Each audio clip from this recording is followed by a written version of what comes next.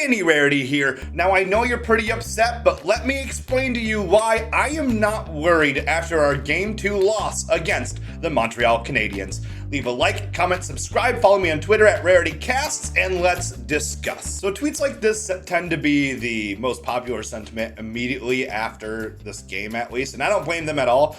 If Tage is playing hurt, then don't play him. He's been losing the puck and falling down completely untouched since Boston, handing such a winnable game away for no reason.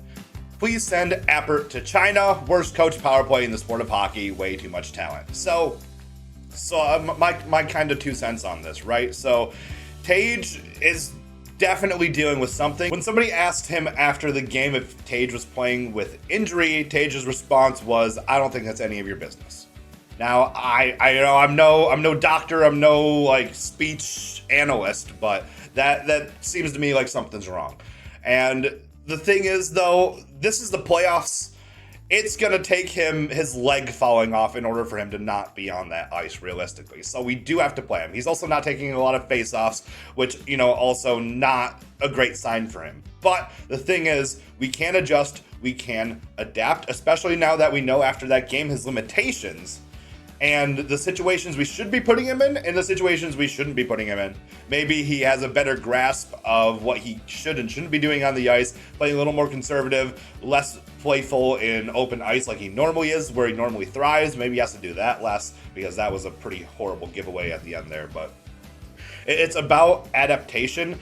And on the Appert note, yeah, absolutely. There's just no excuse at this point, really. There's not even much else to say. It's absolutely horrible. It's dog water. We need to change it almost as soon as we can. I'm talking like the second the postseason is over, like, get him out of here. It's really bad. It's really, really bad. But the next one I wanted to go over was Sabres beat themselves tonight. Gotta show up.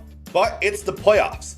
Bad nights happen, just have to make sure it doesn't become a pattern. And I think this is the smartest way to kind of get it in our heads, at least as Sabres fans, right? The main difference in this game, and I talked about this in a post-game space on Twitter at RarityCast with my good friend Mark from Buffalo. We're gonna do these spaces after every game that we're available for and gonna get our thoughts out, positive or negative, so join us if you want. But this was kind of both of our sentiment, right?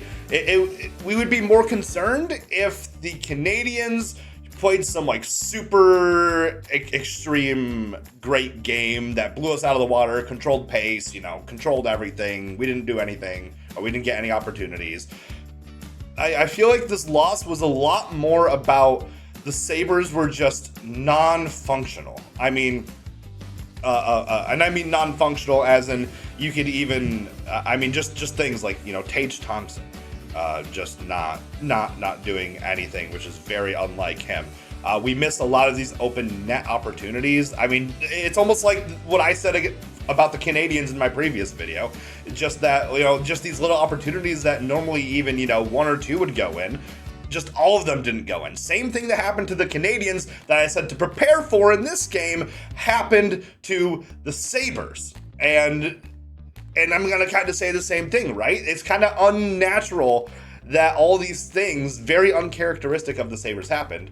And you can expect that to be corrected later on, whether that's next game or 2 games from now, who knows. But I'm also not saying that's an excuse, right? So there's another whole other side to this, and that the Sabres just weren't themselves. They weren't fast on that forecheck. They weren't using their speed. They weren't using, their passes were a lot more lethargic, a lot more like hesitant, like they were really searching for that perfect pass, when normally, especially when they had those great games against Boston and the whole second half of the season, that is not at all their style. That's not their identity. And so you have to think, especially Lindy being the coach that he is, he's going to try and beat it into them and be like, guys, we were not ourselves last game. We need to tighten up. We need to get back to what makes us good and just put the pedal to the metal. Because the popular or not the popular sentiment, but the sentiment that I've learned from talking to a couple of Sabres friends around me is that game was just so unnatural for us. And we really did end up beating ourselves. We had opportunities to play the game. We had opportunities to put pucks in the net, but it's missed nets, it's whiffing on the puck, it's Tage Thompson falling in open ice 2 times, leading to 2 goals. Like that stuff. Like definitely, and this is not taking away from the Canadiens either, because obviously they're very consistent, and when you do mess up, they take advantage of those opportunities, and they made us pay. And then at the end of the day, that is what you're supposed to do. The Canadiens played a very fine game. But the thing is, I don't think they like played like above what they were expected to. I don't think they didn't like blow you out of the water with some of the things that they did. They just played their game. They played consistent, and they took advantage of the Sabres mishaps. And that's really all you need at the end of the day, especially in the playoffs if one team is feeling off. So that's also why I do have hope for the future games. Especially Sabres have been really good on the road. I know Boston versus the Bell Center is a completely different beast. But in a way, we've already been pretty good on the road. We got our asses kicked at home. So in my head, I'm thinking maybe hearing that atmosphere at the Bell Center will kind of snap them back into things, get them focused a little bit, a little more hunger, a little more desire to fight back and have a really strong first part of this Montreal homestand, and try to really take it to them and maybe get some energy, pep in the step, kick in the ass, whatever you want to say. Hope that's all you can really hope for. This game, in the end of the day, in my head, I'm just like, this game was just so uncharacteristic of them, and it can't become a pattern. It just can't. If this becomes a pattern, then we we deserve to lose this series.